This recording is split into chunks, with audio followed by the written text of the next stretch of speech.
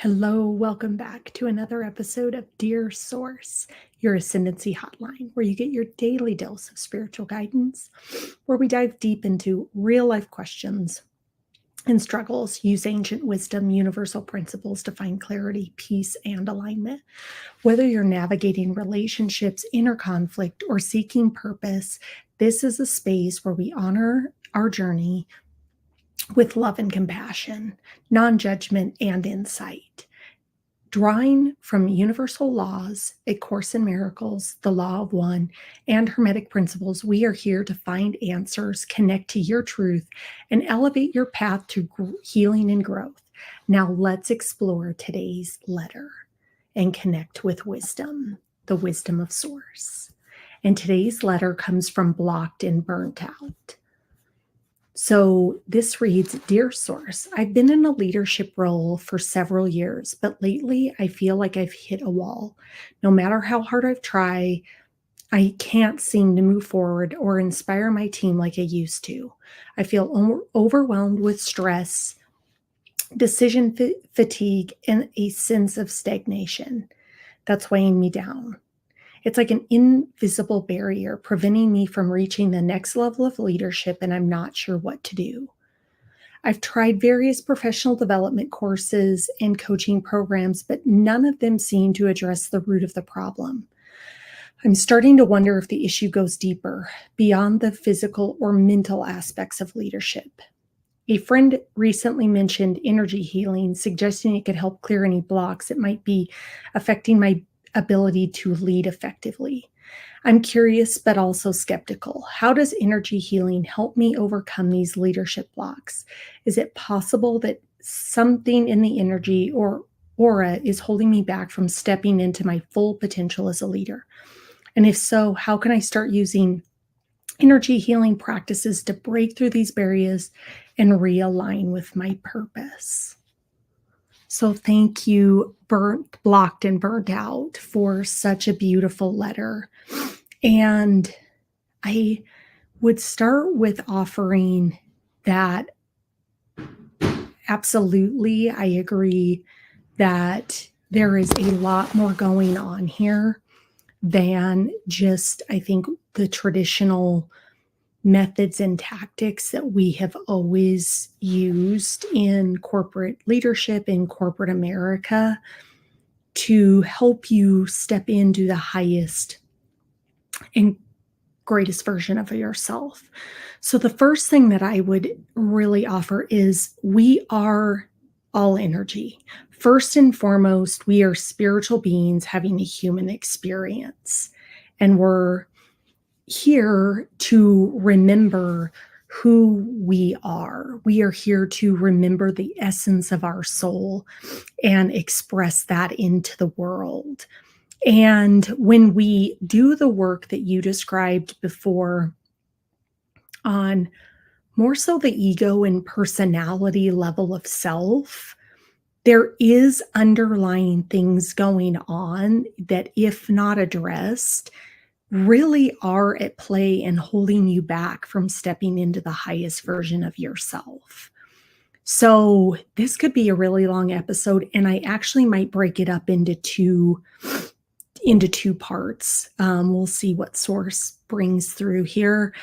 But first and foremost, what I would share is I think there's absolutely a recognition, and I think of there's something else beyond what you are sensing or doing that really is meant to help you step into that next level. Because if you think about the essence of our soul is energy. It is here to be. It is here to be in a state of alignment. And it is here to then, based on that alignment, then follow intuitive action that it's called to do. And where we have really been conditioned in the human experience is our ego sees itself as the doer. Like, I'm the one responsible for all the actions in my life. And if I do these actions, I get these results. And we've created that. I mean, I have sat through that in my 20 plus years in corporate America. So I can certainly relate to what you're describing of, if I do these things, or this is a way a leader's supposed to be, and if I go put into action X, Y, and Z, I'll get X, Y, and Z results. Or, there's a magnitude of things there, but we have been programmed and conditioned to think that we are the individual doer. And the fact is like that, as I've gone on my spiritual journey post 20 plus years in corporate America, and really see is the shift is like, we have to align and do soul level work, because that's the essence of our being. And that's the shift that we're going through. We're going through this humanitarian shift to go from doers and being in the ego and really caught in this construct of, if I do this, then I get this, which again, right there is all ego. That's attachment to outcomes. That is, what does that produce when we don't get the outcome that we want? Anger, typically.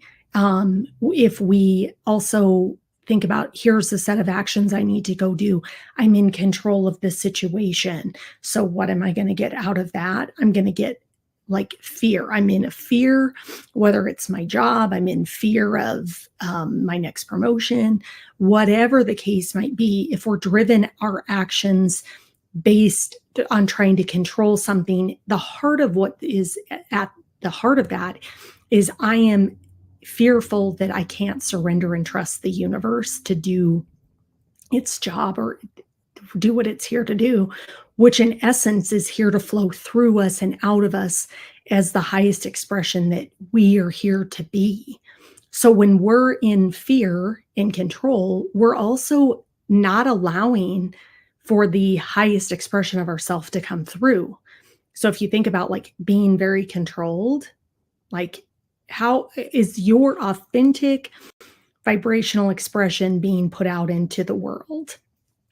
And that vibrational, authentic expression of yourself isn't the way that we have, I think, would describe it here. On a spiritual level, it's attuning to that vibrational frequency and allowing source to flow through you in a state of unconditional love, in a state of oneness, in a state of honoring the one universal law we're here to honor, is to love our neighbor as ourselves. So, are you acting from that space? So that's another thing that is going on. So there's so much at play, because I think we're starting to sense that there's a vibrational shift occurring in the planet, and we're caught in all these old societal constructs about the way that it's always been done, and really transcending from how do we move out of our ego into a heart-centered consciousness, which is essentially, if we think about our heart-centered consciousness, it's the conduit from which we bring in our human experience, our experience from the lower three chakras of our being, our root, our sacral, and our solar plexus, and we qualify it with our higher dimension of self, because we are an emanation of source. We are divine beings here to express ourselves into the world. And so we're rising as a planet into this heart-centered consciousness. We are being called into, how do we use our heart to neutralize and qualify our human experience and bring in the divine and mix that into then action into the world. And that's what's really occurring on the planet right now. And that's like many, many, many discussions. But it's like, why does this stuff start to feel like, why do you feel blocked and burnt out? Like, why are you feeling the way that you're feeling. Because as the vibration on the planet rises, it's calling us into a higher vibrational state of being. And we are being pointed back to the essence of who we truly are. When we came in here to be the highest expression of ourselves. What we've been conditioned into believing is that we're here to have certain job titles, have a house, have money in the bank accounts, do this, do that. Like we deem that as like that's what I came here to do. And the reality is like we're here to break out way beyond that. Think about how limiting all those things sound. We're an infinite being at working on finite things. So when you even look at the work that you're called in to do and the leadership roles you're called into those roles for the growth of your soul, for the service of humanity. And so are you achieving that level of expression from yourself in order to offer that into the world? And so I would absolutely agree with your friend that gave you some advice in that letter is the work that we're designed to do now is to do the root cause work, like what's underlying, what are our subconscious beliefs that have been driving the bus, driving the self of who we are, and figuring out what are those programs that are running, because we're here to overcome and requalify those with thoughts of abundance, of love, of peace, of prosperity, of clarity. So when you think about like the work that people need to start doing is not self-help, because again, that's the ego. That's the illusion of the separate self. Even believing that you are somehow in the wrong place, doing the wrong thing, that's your ego. Like that is the illusion of the separate self. That's you separated from source itself, thinking, I know better. I'm here to do this. And we're here trying to wrestle and requalify that into one, back together. And so when we think of source and knowing, we're here to remember that we're an emanation of God himself to be expressed into the world. So when we remember that, then we have aligned action of then what am I supposed to go do in order to be the energy that I was placed here to be for the growth of the whole of humanity. That's all. The only reason why we all came in here was to up-level ourselves, to remember ourselves, to grow ourselves, and really to transcend the ego at some point. That might take us many, many more lifetimes and many more thousands of years, I don't know, of spiritual work. But the reality is like we are here to step into our essence of being and to express that into the world and to usher in a new era onto this earth. And so the role that you have is how do you vibrationally attune to what you're supposed to be doing here and transcend all these self-help. Like self-help is just another way to go. You're broken, you're not whole, and if you do these things, this is going to fix it. If you think of the whole premonition of any self-help, if you see most of the coaching out there, no one is looking you in the face going, you are whole and complete. You are an emanation of God himself. You hold all the answers within you, and we're here to unlock those and for you to step into your divinity. And there's nothing lacking. There's nothing wrong with you. You are divine and fiercely and perfectly made. Like that's the kind of coaching you should be seeking out that then is helping you remove the energy blocks, the subconscious beliefs, anything that's standing in your way from remembering that. So that's the work that you're really called here to do. But if you think of most self-helps, books, most coaching programs, they're based in lack. And truly, if you want to transcend, you have to find the people, the programs, the things that you need that are what you want to become. Not you're already lacking and I'm going to solve this. And really, in our day and age, I think there was a lot of, coaches that came out just thinking this was an easy way to get rich quick. And most people that go through most of those coaching programs leave feeling gypped and like they're a fraud. They don't get the results that they say. And it's because they're not speaking to your higher self. There's no sustainability in focusing in what you're not good at, because at the end of the day, you're going to have more and more and more lack. Because if you start from the place of lack, you're going to come back to the place of lack. So everything is energy. So if I start from a state of abundance and I'm abundant, what am I going to receive back from the universe? Abundance. And you've got to remove, again, the individual ego and doership of you're not in control of the results. You're here to align yourself with source and your highest self, and be that expression into the world, and trust that as you cast that out into the world, that the universe is going to deliver that back to you. But you've got to be so nuanced and well understood of what's the place that you're starting from. So if you're starting from a state of high density being of I am just love and I want to put this out there and I'm not attached to the outcome, what do you think is going to boomerang right back to you?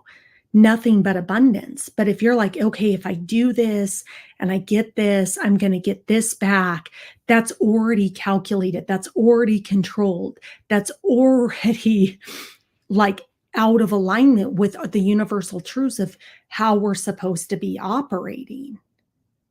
So you've got to really hone in on the energy and the essence of where you're starting from, because that starting point is ultimately what's delivering you your results. So I would love to book a session with you, blocked and burnt out, just to get on a call, hear where you're at, and see who I can point you in the right direction to as far as where, I know many great coaches and spiritual practitioners that would help take you to that next level. And so I am here to be in service and to help people actualize to their highest degree of being. So if I didn't answer all your questions or you have more questions, please write back, because I would love to ensure that you got everything out of this that you needed.